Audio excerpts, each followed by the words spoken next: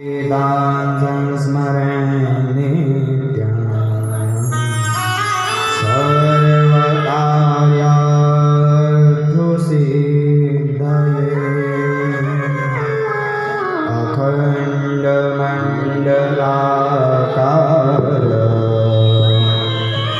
व्याप्तं येन चराचरम्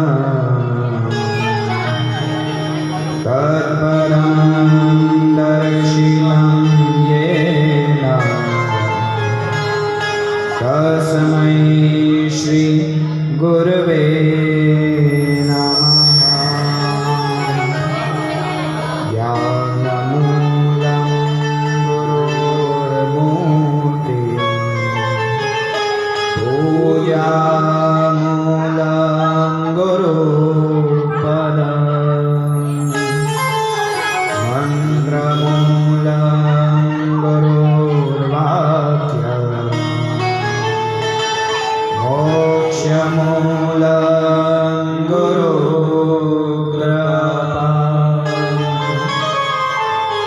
देवी प्रपन्नार्तिहरे प्रसीद प्रसीद मातर जगतोऽखिलस्य प्रसीद विश्वेश्वरि पाहि विश्वं त्वमीश्वरी देवी चराचरस्य या श्री स्वयं सुकृतिनां भुवनेश्वरलक्ष्मी आत्मनां हृदयां हृदयेषु बोधे श्रद्धा सदां कुलजनं प्रभवस्य लज्जा त्वां नता स्म परिपालय देवीश्वरम्। खड्गं चक्रगदेषु चापपरिहा शूलं भुजङ्गिशिरा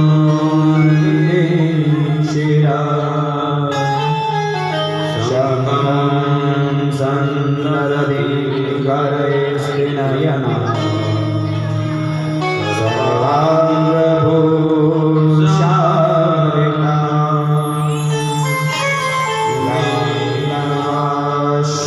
लक्ष्मद्युतिमास्य पाददशका सेवे महाकालिका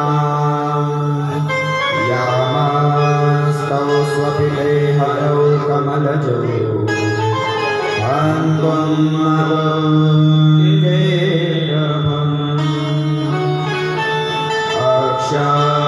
अक्षस्त्रप्रशं गदेषु कुलिशा पदपाङ्गुण्डिका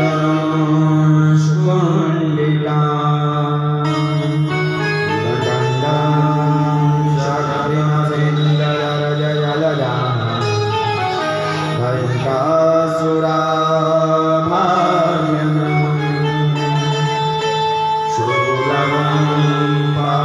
सुदर्शनं च ददति हस्तैर्प्रसन्ना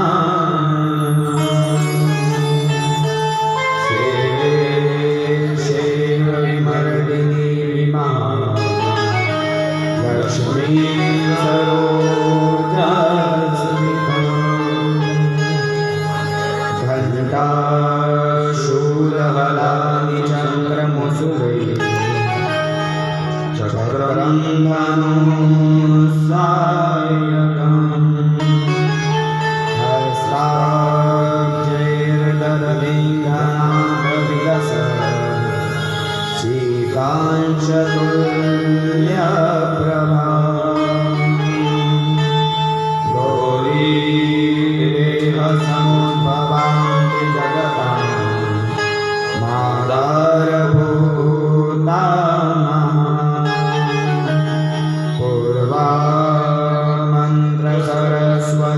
मम भजे शुम्भादिदेव्यादिनी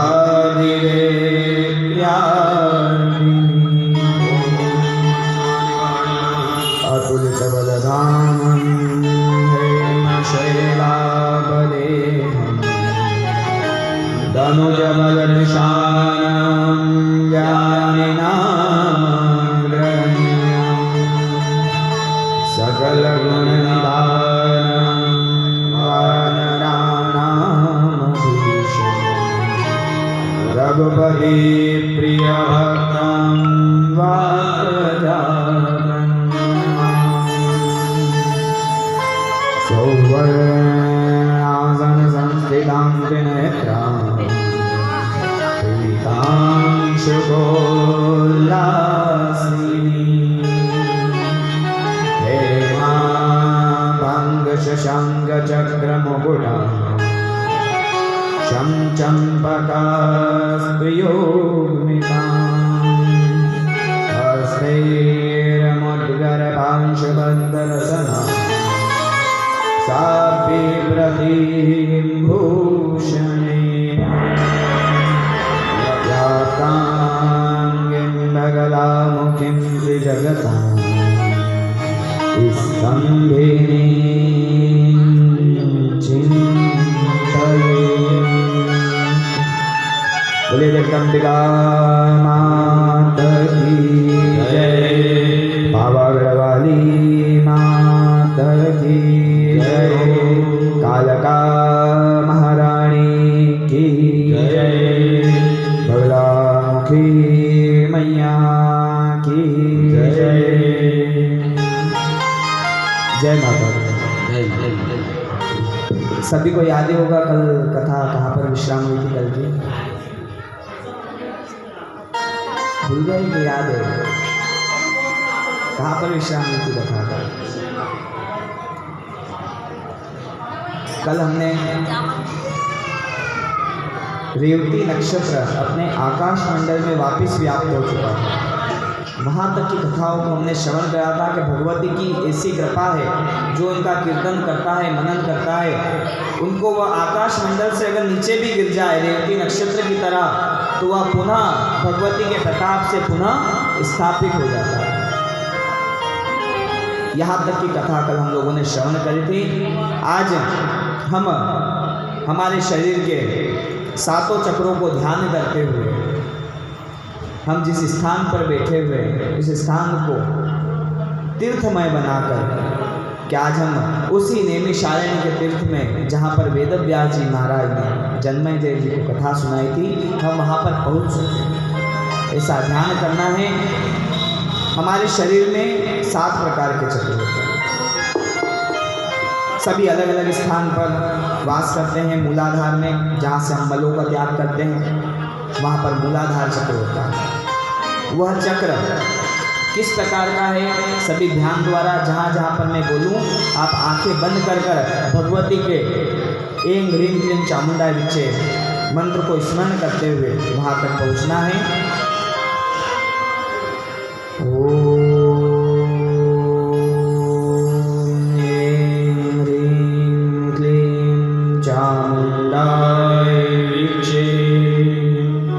मूलाधार में जहाँ से मल मूत्रों का त्याग करते हैं, यहाँ पर भगवती द्वारा कृत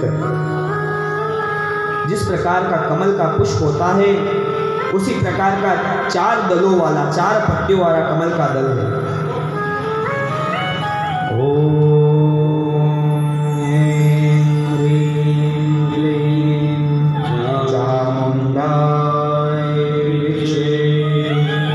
उससे ऊपर जहाँ से हम मूत्र का त्याग करते हैं, उस स्थान पर जगदम्बिका ने 6 पत्तियों वाला कमल का दल स्थापित है। उससे ऊपर नाभि स्थान पर, यहाँ पर जगदम्बिका के नाम का उच्चारण करते हुए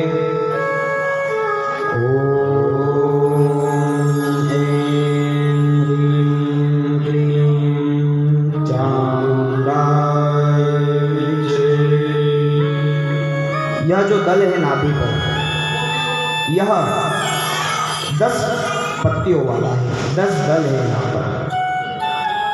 यहाँ पर सृष्टि के पालनकर्ता भगवान विष्णु अपनी शेष की शैया पर उस कमल के दल पर माता लक्ष्मी के साथ में विराजमान हैं और वहाँ पर यही जगदम्बिका पालन शक्ति रूप में विष्णु जी के साथ में विराजमान है। उससे ऊपर हृदय में हमें जाना है जगदम्बिका का नाम लेकर ओम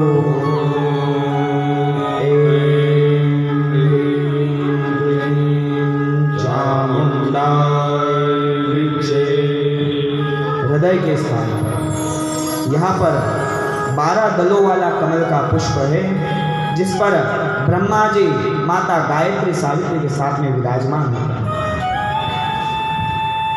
यहाँ पर सृजन की शक्ति, विद्या की शक्ति विराजमान है।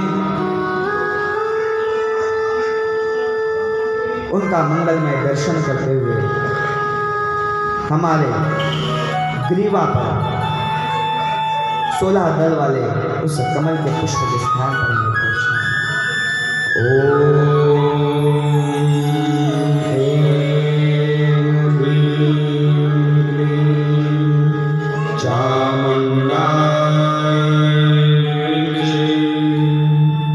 यहाँ पर हंस स्वरूप भगवान विराजमान है।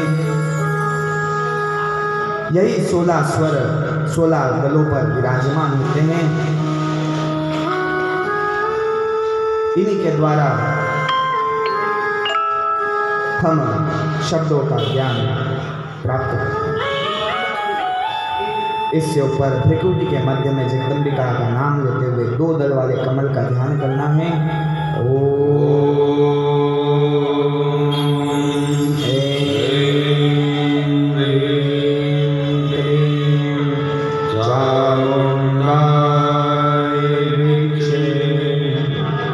यहाँ पर यह जो दल है इसे आज्ञा चक्र कहा जाता है।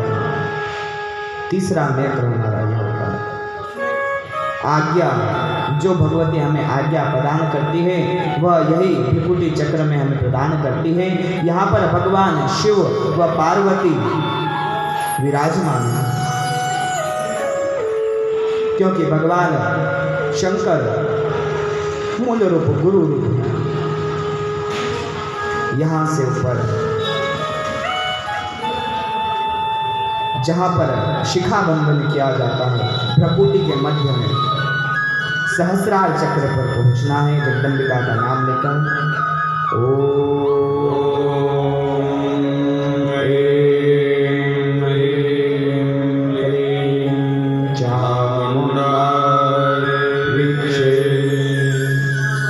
यहाँ पर सहस्त्र पत्तियों वाला 1000 पत्तियों वाला कमल का दल स्थापित है। यहाँ पर हमारे इष्ट का, हमारे गुरुदेव के श्री चरणों का ध्यान करना चाहिए।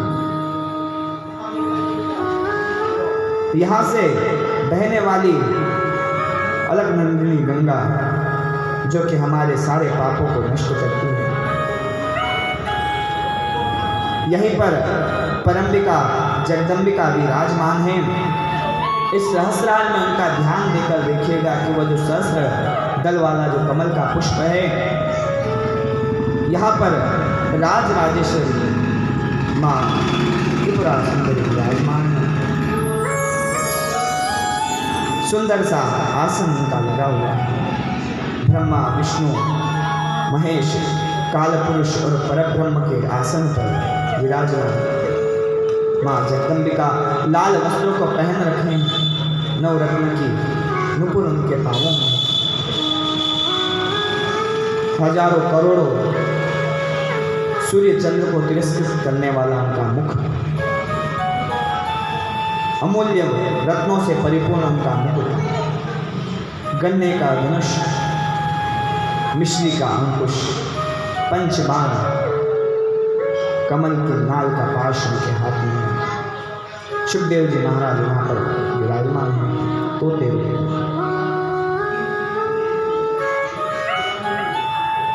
मुख में सुंदर सा तांबूल उन्होंने जैसे रखा रखा, वह सुंदर जगत में सभी के अंदर इसी रूप में विद्यमान है। पुनः अपने नाभि प्रदेश में अपने ध्यान को ले जाकर आंखें खोल सकते हैं। बोले जगदम्बिका मात की जय। भगवान के नाम का, जगदम्बिका के नाम का संकीर्तन करते हुए आज की कथा में हम प्रवेश करते हैं। ओम मां जय मां जय जय मां। ओम मां जय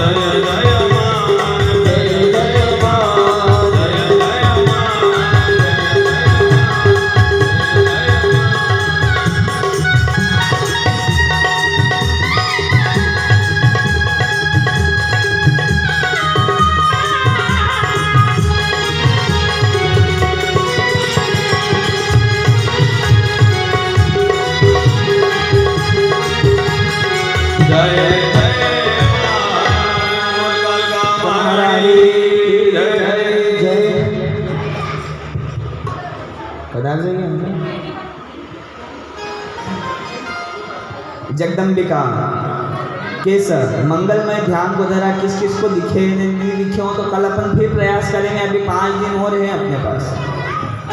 सच सच बता सकते हो आप लोग? किस किस को दर्शन हुए ने, किस किस को दर्शन नहीं हुए ध्यान में? जिसको नहीं हुए हैं वो हाथ खड़ा कर दो, नहीं जिसको हुए हो कोई बात ही नहीं, सभी को हुए। वाह, मतलब अच्छे श्रोता हो आप लोग।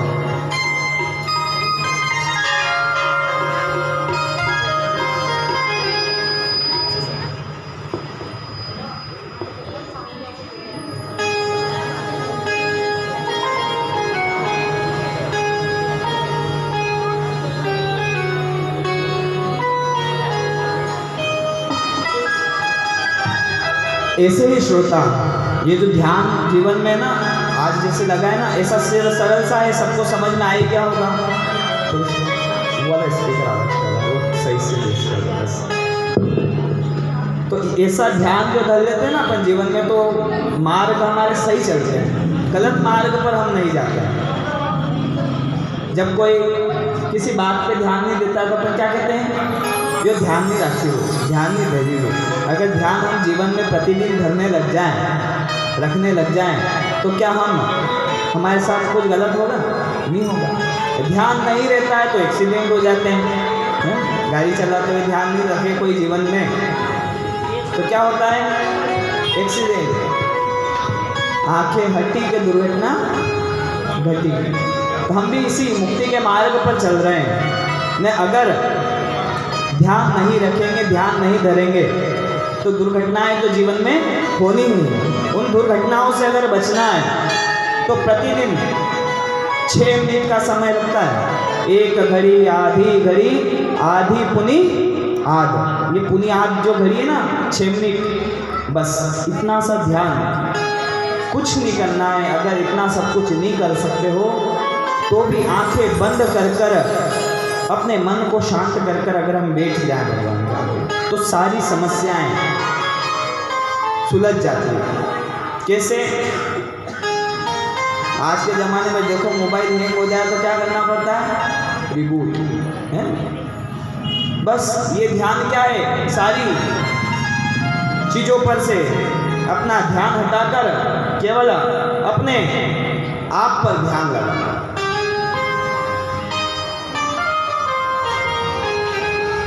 ये सूत जी महाराज जिन्हें कथा सुना रहे हैं, वह शौनकादि 88,000 ऋषिगण बड़ा सुंदर ध्यान धरने वाले 64 योग उनके सिद्ध हुए हैं, तभी आज उनको जगदम्बिका की कथा प्राप्त होगी।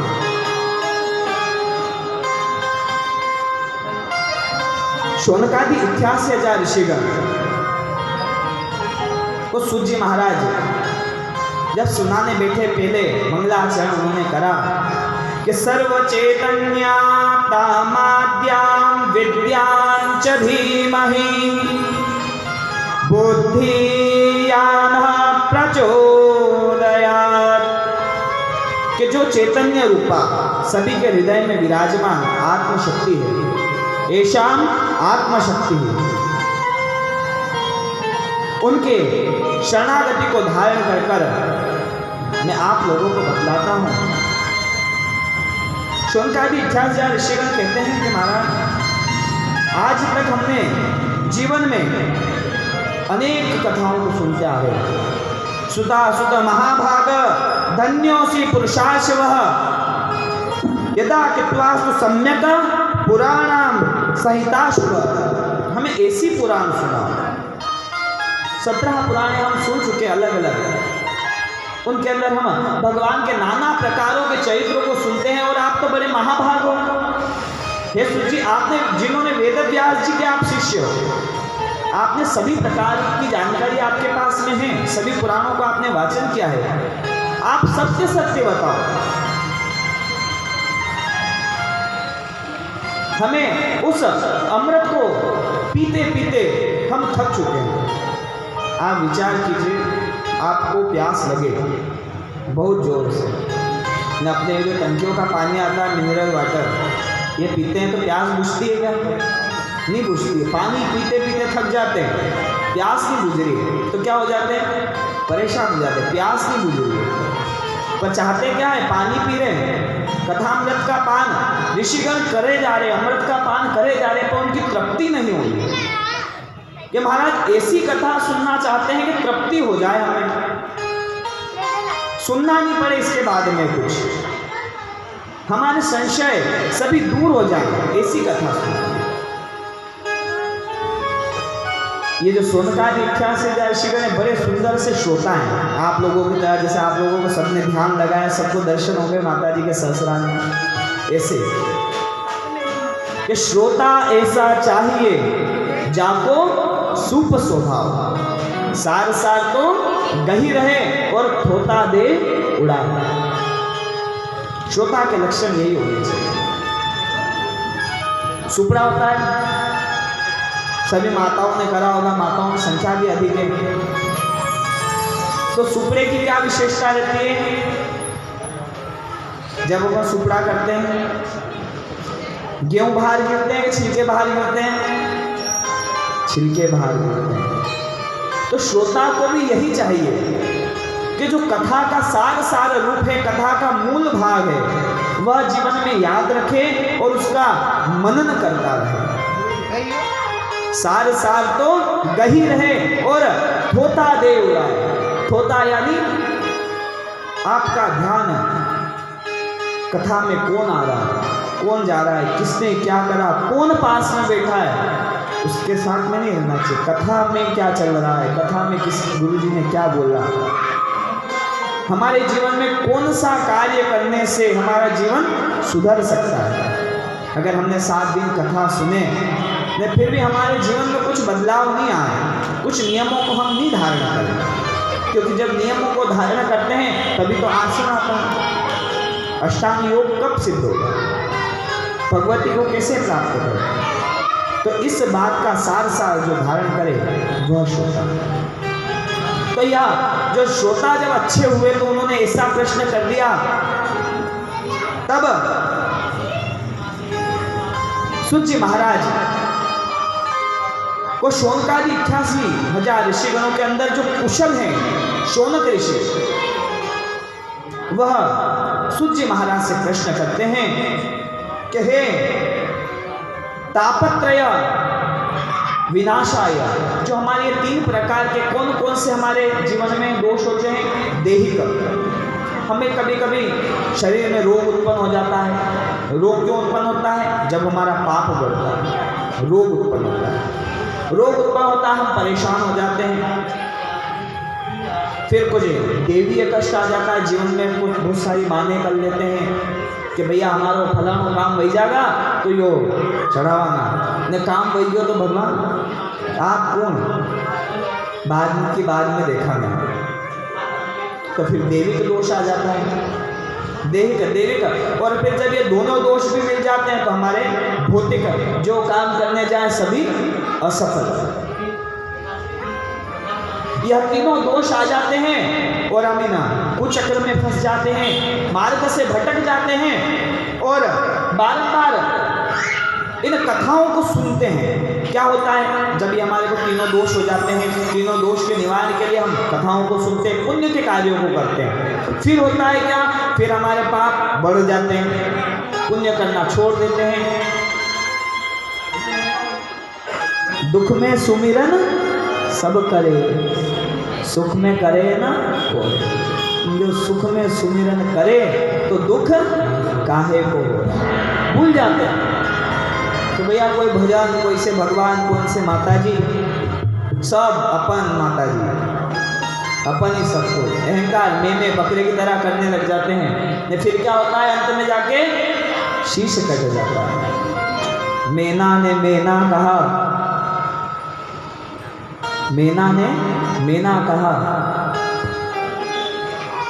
तो रही घर घर जाए, तोता ने जो कहा सो कहा तो घर में पिंजरा में जाए, पिंजरे में बंद हो जाता है। जो लोग बात बोलते हैं उनकी बातों में लग जाता है, ये पिंजरा हमारे अंदर। फिर जैसा जो बोलता है उसके सिखावे में लग जाते हैं।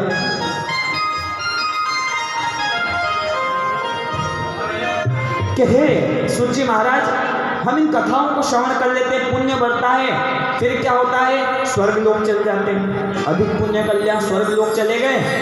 स्वर्ग लोक में जाने के बाद पुनः हमारे पुण्य क्षीण हो जाते हैं और हमें पुनः इस पृथ्वी पर आना पड़ता है। क्या चक्र हुआ? अच्छे कार्य करे, स्वर्ग लोक गए, स्वर्ग लोक से फिर नीचे आना पड़ा। नीचे आके इन तापत्रय विनाशाय की इन तीनों मायाओं में फंस गए, देह के मान में फंस गए। पापों को कर लिया तो नीचे की योनियों को प्राप्त कर लेते हैं, पशु इत्यादि योनियों को प्राप्त कर लेते हैं। तब भी ज्ञान नहीं आता, उसके अंदर भी कुछ अपराध कर लेते हैं तो उनसे भी नीचे चित्रक योनि में चल जाते हैं। उससे भी नीचे अगर कुछ अच्छा कार्य नहीं करा तो और नीचे नीचे रसातल, पाताल, तलातल सभी में पहुंचे रहते हैं। इतना ज्ञान हम लोगों को होने के बाद भी मुक्ति का उपाय हमें सूझता नहीं कि ऐसी कौन सी स्थिति है कि जहां से वापस नहीं आया जा सकता। और यह सुधापान अमृत का जो हम पान करते हैं, इससे भी क्या लाभ है? यहाँ तक कह देते हैं मखाना ही स्वर्ग प्रामांच पुनः एवं संसार चक्रे भ्रमणम च निरंतर। इसी प्रकार निरंतर इस काल चक्र में भ्रमण करते रहते हैं। इससे थक चुके हैं। हमारे संदेहों को दूर कीजिए। इस प्रपंच से हम निकलना चाहते हैं और ये प्रपंच से बिना ज्ञान के नहीं निकला जा सकता। बिना ज्ञानेन सर्वज्ञ नेव मुक्तः कदाचन ब्राह्मण काल चक्रेण नराणाम त्रिगुणात्मिके। ज्ञान लेने की हम इच्छा करते हैं कि भैया पुराणों को पढ़ लेंगे, कुछ ज्ञान हो जाएगा, कुछ कर्म कर लेंगे, ज्ञान हो जाएगा। पर ये त्रिगुणात्मक जो शक्ति है जगदम्बिका की, वह पुनः हमें फांस की तरह फंसा लेती है। जिस प्रकार से एक मछली होती है, मछली को क्या एक दाना दिखता है, वो पहले एक मछली खा लेती है।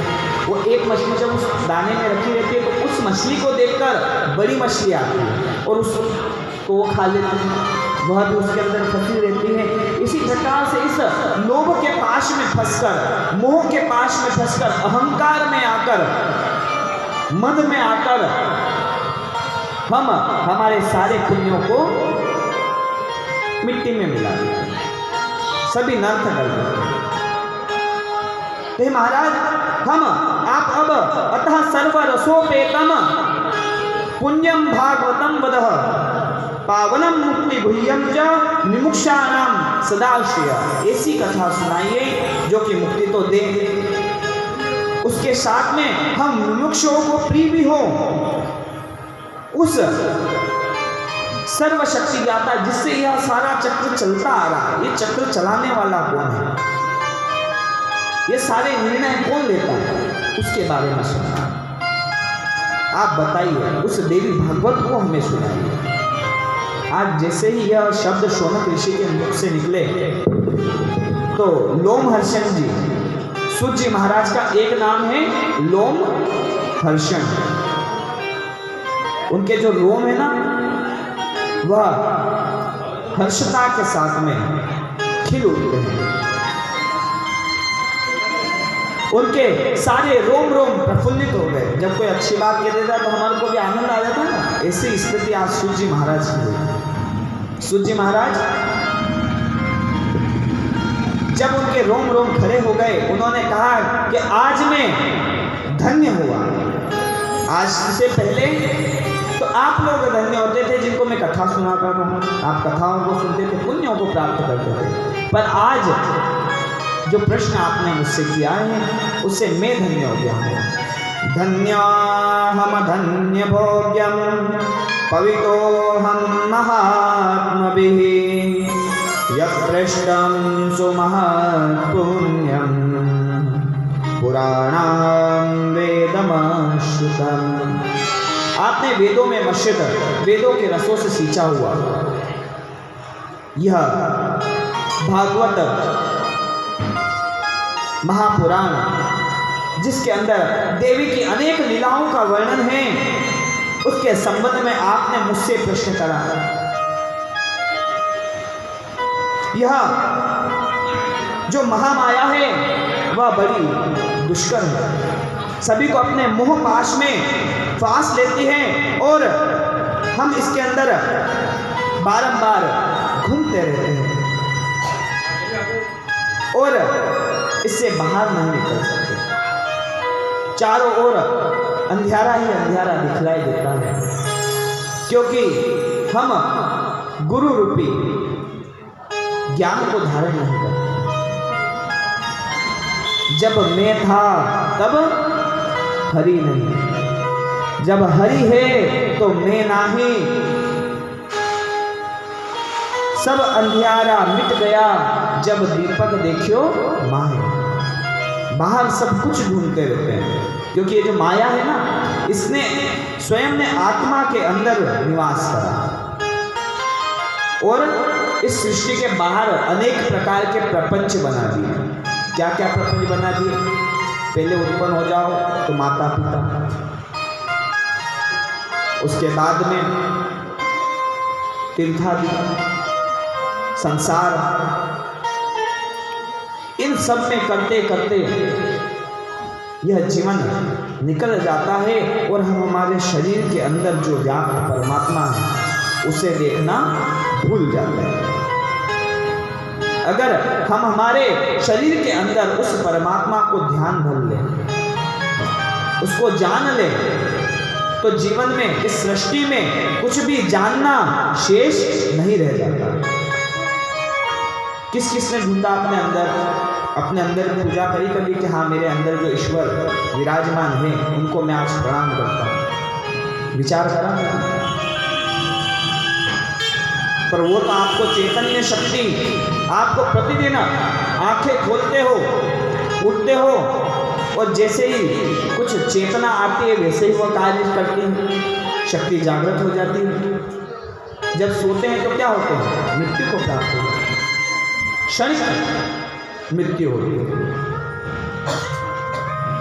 और जो तपस्वी होते हैं उस निद्रा काल में भी तपादि कर लेते हैं, सोते समय भी जगदम्बा का स्मरण कर लेते हैं, और हम जाग कर भी, आंखें खोल कर भी उसे देखने में सामर्थ्यवान नहीं हो पाते, क्योंकि विचार ही नहीं करते हैं। जब विचार उत्पन्न होए तो उसे जाना जा सकता है। क्यों?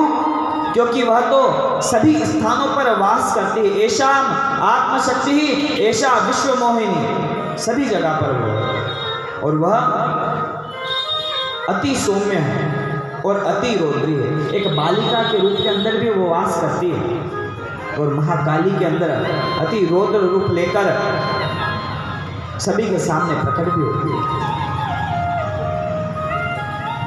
फिर भी हम भूल जाते हैं, सब कुछ दिखता है, कुल देवी का पूजन करते हैं, कुल हमारा वहाँ से उत्पन्न हुआ है जानते हैं, पर भूल जाते हैं, काई में लगे थे कि भैया हमारो छोरो होएगा, यदि वो बड़ो हो जाएगा, हमारा पोता पोती हो जाएगा, भगवान की कथा होगा, कथा होगा ने जावो को नहीं, वाह पोतो हो गयो वही ने लाल लड़ावेगा। आज छोटो है 5 साल को वही जा पेला, फिर उड़ाना आराम थी, छोरा ने भी हमान लागा ने कथा भी उन लागा, फिर पोतो मस्तियाँ करे जो वही में लागी जावा कि वहाँ तो यहाँ पे जो क्या चली जाएगा, सड़क पे तो इन घोड़ा लगी रो, यो सब देखता है। पोता बड़ा हो जाएगा फिर भी उसको ढूंढेंगे नहीं। ने पुरुष वर्ग धन कमाना, घर का भरण पोषण करना है। संत लोग कहते हैं, गुरुदेव कहते हैं कि पूत कपूत तो क्यों धन सींचे, ने पूत सपूत तो क्यों धन सींचे। आप विचार करो, बहुत सारे बताते हैं कि साहब हमारे अतरो अतरो धन धो ने यो दान कोठिया थी नहीं सब थी ने भी बाबूजी था भी सब पी करी ने बेची गया ने अबे आइस करती।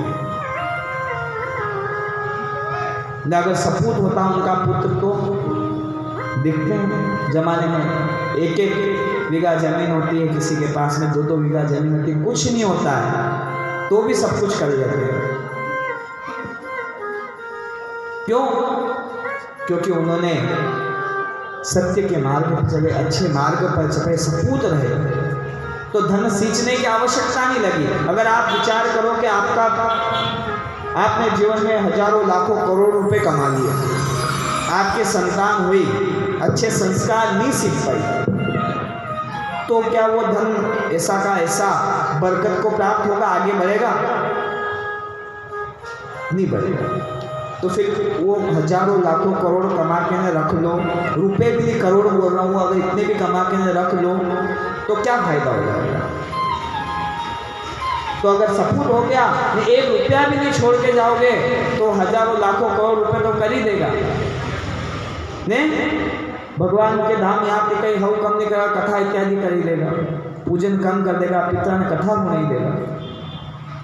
तो क्या जरूरी है जीवन में? गुरु का होना, अच्छे संस्कार का होना। क्योंकि पुत्र की सबसे पहली गुरु कौन होती है? माता। तो माता का कर्तव्य बनता है, और माता को अच्छे गुरुओं से ज्ञान लेना चाहिए, अच्छे कर्मों को करना चाहिए, उस परम्बिका जगदम्बिका की शरण में जाना चाहिए। ये जब पुत्र कपूत हो जाते हैं, कैसे? जन्मेजय जैसे बताया, क्या करा उसने? नागदहन सत्र में नागों को जला दिया, उसके कारण इस कथा की उत्पत्ति हुई। वो भी बड़ा धन्य महाभाग है, वही व्यास जी के मुख से कथा को सुन सका। जब इस प्रकार का कथन सूची महाराज के मुख से शौनकादि ऋषियों ने सुना कि यह पहले जन्मेजय जी को सुनाई गई और व्यास जी ने सुनाई, तो उनके मन में विचार हुआ कि ऐसा क्यों हुआ। शुकदेव जी कथा सुनाते हैं, पहले भागवत पुराण वही सुनाते हैं कि पिताजी को सुनाया था, परीक्षित जी को, तो जन्मेजय जी ने व्यास जी के मुख से क्यों सुना? हमारी शंका का निवारण करो। क्योंकि शौनकादि 51,000 ऋषिगणों के अंदर पुराणों के इतनी पुरानी सुनी तो क्या आ गए? संशय आ गए। अब आप भी कथाएं सुनते तो क्या आते हैं? बहुत सारे प्रश्न आते हैं मन में। प्रश्नों को कभी नहीं रोकना चाहिए। आप लोगों के पास में भी कोई प्रश्न आए तो आप लिख के न भले भेज दिया करो ऊपर, आज नहीं तो कल उसका जवाब मिल ही जाएगा। न अभी नहीं दे पाए तो होना हो किसी दिन तो उसका जवाब आपको मिल ही जाएगा। पर प्रश्न करना आवश्यक होता है। प्रश्न किसका कारक होता है? चेतना शक्ति का, कि हाँ हम कुछ सोच रहे हैं, पर होना क्या चाहिए? कारकीय बुद्धि। क्यों? क्योंकि कल हमने सुना सोता में सरोता सुपारी जैसे कटती है, कट कट कट कट। अच्छी बातों को नहीं याद रखता, बुरी बातों को याद रखता है। अच्छा श्रोता होगा तो राम के बारे में पूछेगा, नहीं जिसका नहीं पूछना होगा तो वो तो जमाने भर की फालतू बातें पूछ के आएगा। भैया असो कहीं करा, फलाना कोई टोटको है तो वो बताई दो, क्यों पूछ लेगा?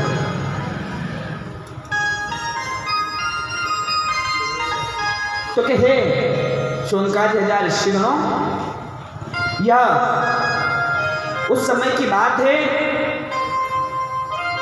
कि जब शुकदेव जी महाराज को उनके पिताजी वेदव्यास जी ने इस कथा को सुनाया, देवी भागवत को सुनाया। मैं भी वहीं पर उपस्थित था और वह उन्हें बतला रहे थे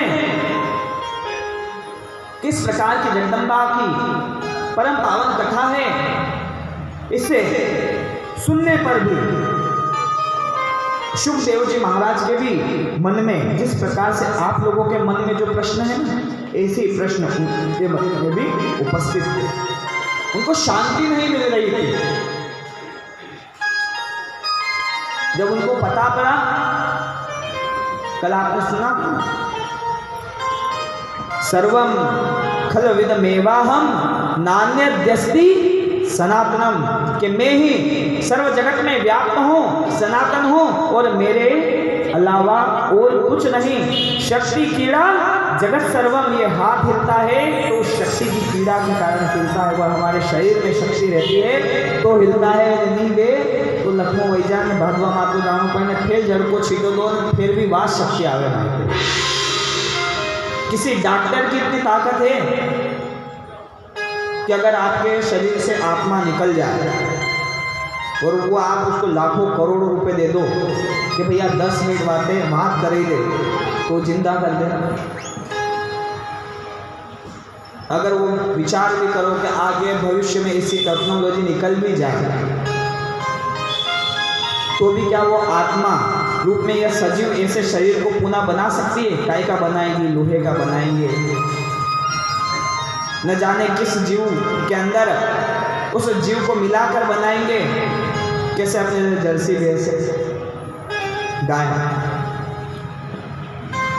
सुअर और गाय के मिश्रण के रूप में जर्सी गाय उत्पन्न हो, ऐसे बना सकते हैं। पर जैसा आपको भगवान ने बनाया है, जैसा जगदम्बिका ने बनाया है, वैसा नहीं बना पाए।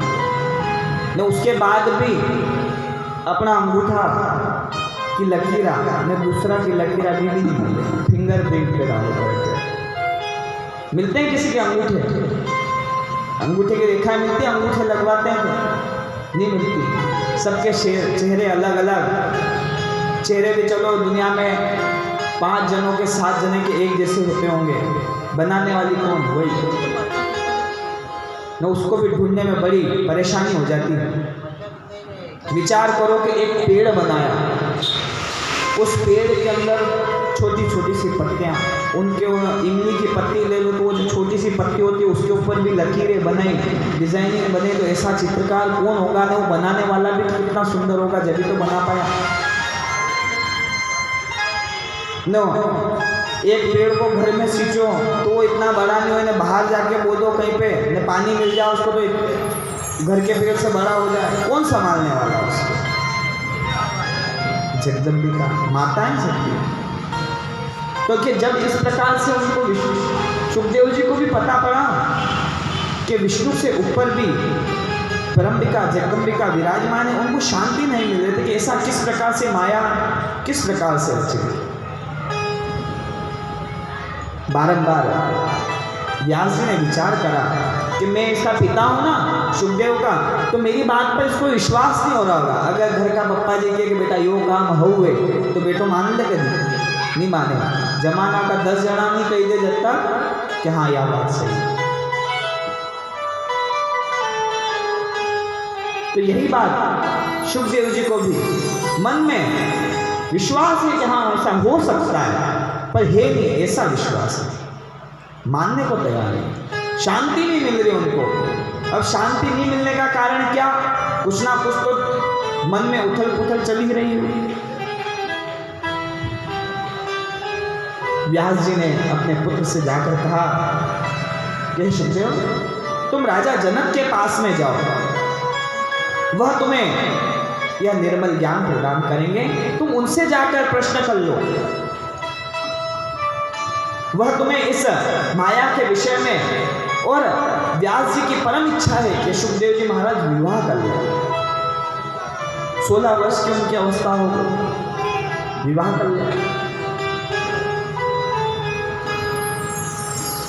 सुखदेव जी महाराज पिताजी की बात को मानकर आज जनक जी के यहाँ पे जाना स्वीकार करते हैं। व्यास जी उनसे क्या कहते हैं? ने चास्मिन नस्ते शांतिर्वचनम मम सुव्रता गच्छत्वम मिथिला पुत्रम पालिता जनकः। तुम उस जनक के पास में जाओ। ये जो जनक जी महाराज, जनक सभी का पिता, राजा कौन होता है? सभी का पिता कहा गया है। गुरु अपने शिष्यों का भरण पोषण करता है, उन्हें ज्ञान प्रदान करता है, तो वह पिता कहा गया है। जब नाथ संप्रदाय में छोटे से छोटा बालक दीक्षा ग्रहण कर लेता है, उस अवधूत के संग को पकड़ लेता है, तो वह बाबूजी हो गया। बड़े से बड़े बुजुर्ग उनके दादाजी भी उनको बाबूजी कहते हैं, बाबूजी।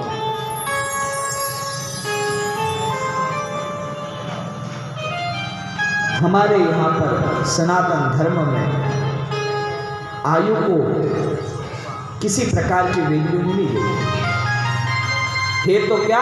ज्ञान। सुखदेव जी महाराज मन में विचार कर रहे कि पिताजी ने बोल तो दिया कि जनक जी के यहाँ पर जाओ। जनक जी एक राजा हैं, उनके मन के विचार ये मेरा सोचना। आज अगर किसी को भेज दे, आप सुखदेव जी महाराज का रूप कैसा है, सभी ने देखा है, कथाओं में वर्णन सुना है उनके बारे में।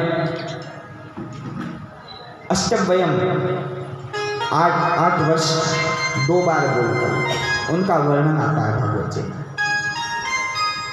16 वर्ष के हैं ऐसा भी नहीं बोला गया। क्यों? क्योंकि काम वासना उनके ऊपर आसक्त हो जाए। काम वासनाओं से रक्त हैं, विरक्त हैं, पूरी तरह से विरक्त। बड़े से घुंघराले बाल हैं उनके, और वे जनक जी के बारे में सोच रहे कि वे तो राजा हैं, हम अवधूत, वो किस प्रकार से ज्ञान प्रदान कर सकते हैं। बारंबार विचार करते हुए वे आज जनक जी के पुरी की ओर प्रस्थान करते हैं। हम भी आज इस बद्री विशाल, जहाँ पर वेद व्यास जी विराजमान रहते थे, बद्री विशाल अगर किसी का जाना हुआ हो तो वहीं पर एक व्यास गुफा है, वहीं से वह मिथिलापुर पहुँचते हैं। हम भी वहाँ पर पहुँचने का प्रयास करते हैं जनकपुरी में।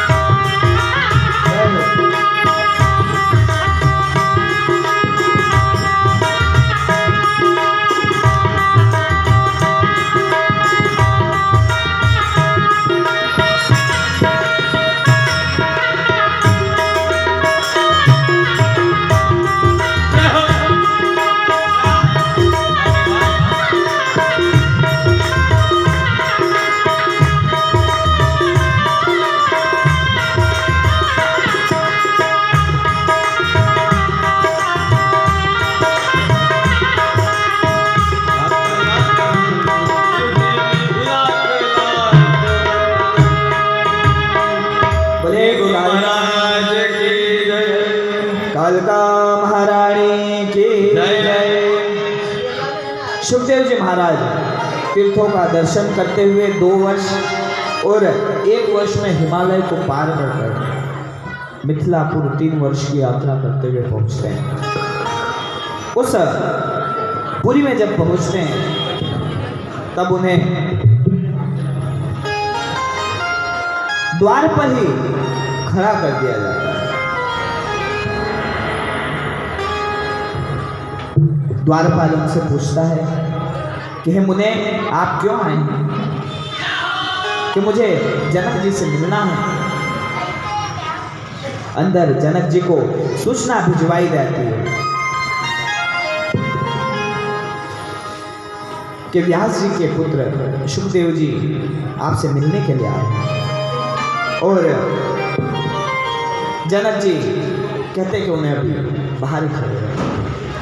1 दिन बीतता है, 2 दिन बीत जाते हैं, 3रा दिन भी बीत जाता है। और जब इस प्रकार अडिगता से खड़े हुए देखकर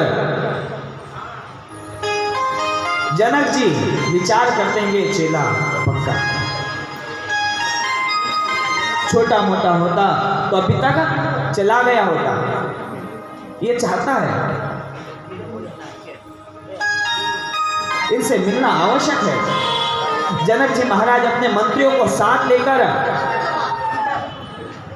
स्वागत सत्कार करते हुए उन्हें भवन में प्रवेश किया।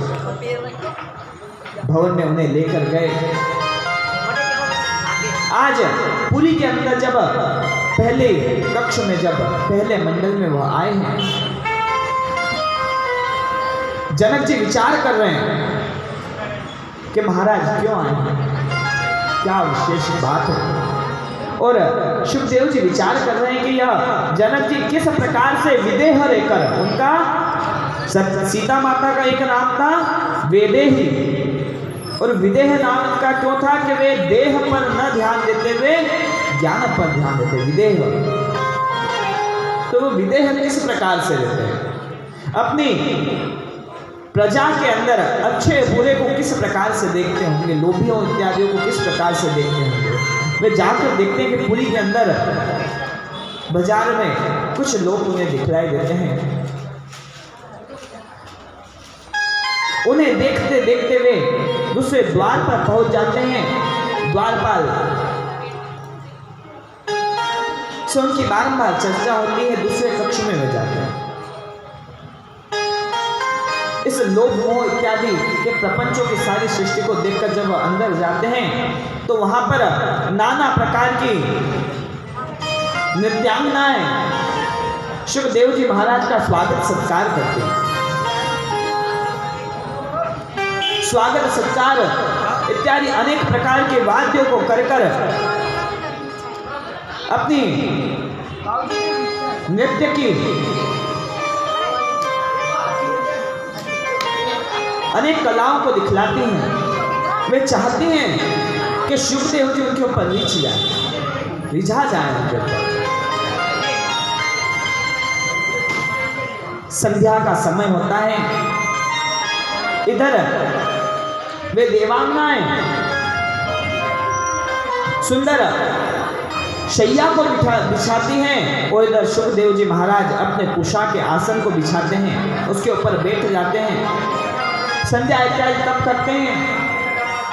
वह उन्हें अंतर ग्रह में निमंत्रण देते हैं तो सुखदेव जी महाराज समाधि में बैठ जाते हैं। ऐसे परमहंस से सुखदेव जी महाराज, बोले सुखदेव भगवान की जय। वह समाधि में स्थित हो जाते हैं और जब समाधि में वह स्थित होते हैं, प्रातः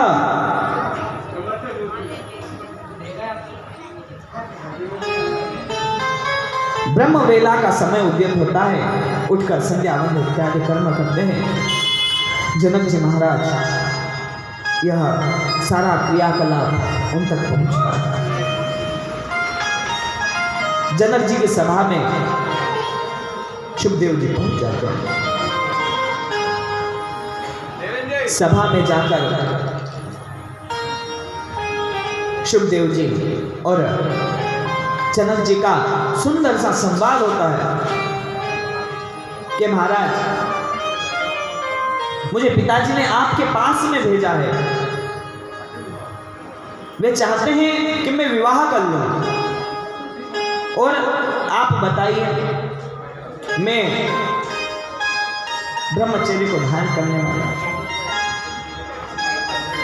और आप राजा हैं, आप किस प्रकार से इस गृहस्थ में रहकर उस परम सत्ता को प्राप्त करते हैं, इस माया के बंधन से किस प्रकार आप मुक्त हैं, यह मुझे बतलाइए। जनक जी की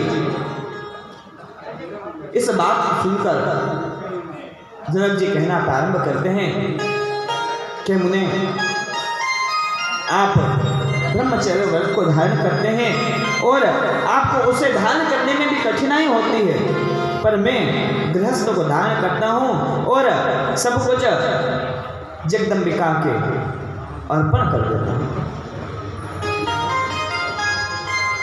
अनेक प्रकार से जीवन के बारे में उनकी चर्चा होती है कि मुझे क्या करना चाहिए। हे जनक जी, आप बतलाइए, व्यक्ति का धर्म क्या होता है, किस प्रकार से उसके वर्णाश्रम है, वर्णाश्रम का ज्ञान जनक जी उन्हें बतलाते हैं किस प्रकार का होना चाहिए। बालक पैदा यज्ञोपवीत संस्कार इत्यादि कर्म करे, अच्छे गुरु से शिक्षा प्राप्त करे, अच्छे मार्गों पर चले, युवावस्था हो जाए, विवाह के योग्य हो जाए, विवाह करे, संतानोत्पत्ति करे, और यहाँ पर गृहस्थियों का धर्म होता है कि भिक्षुकों का, पशुओं का, पक्षियों का भरण पोषण करें, देवादि कर्म इत्यादि करें, और इस सांसारिक बंधन से मुक्ति के लिए जब वह 50 वर्ष की आयु में पहुंच जाए तो वानप्रस्थ धारण कर ले, अपना सारा कार्यभार अपने पुत्रों को सौंप दे, वन में रहकर, एकांत में रहकर भगवान का संकीर्तन इत्यादि करें। 75 वर्ष की आयु हो जाए, संन्यास धारण कर ध्यान योग द्वारा अपने शरीर को सुखाकर भगवत के धाम को जाए। इस प्रकार के सारे कर्मों को करना चाहिए। सुखदेव जी पुनः पूछते हैं, महाराज, अगर जीवन में पहले सारे नियमों को धारण कर गृहस्थ धारण कर लेगा, गृहस्थ धारण कर लेगा, तो उसे अपनी पत्नी का, अपने पुत्रों का मोह हो जाएगा। क्या आपको नहीं होता? आप राजा हैं, आप किस प्रकार अपने शत्रुओं से और